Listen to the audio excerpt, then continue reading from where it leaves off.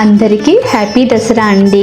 దసరా పండుగ రెండవ రోజు అమ్మవారికి పూజా విధానం. బ్రహ్మచారిణి అమ్మవారు పూజలో పువ్వులు, పండ్లు మరియు స్వీట్లు నైవేద్యంగా అమ్మవారికి సమర్పిస్తారు. భక్తులు బ్రహ్మచారిణి అమ్మవారికి అంకితమైన మంత్రాలను ధ్యానం చేస్తూ జపిస్తారు. అమ్మవారికి ఆకుపచ్చ రంగు శ్రేయస్కరం. శ్రీ గాయత్రీ దేవి అలంకారం ముక్త, విద్రు, మహేమినీల ధవల వర్ణాలతో ప్రకాశిస్తూ పంచముఖాలతో దర్శనమిస్తారు.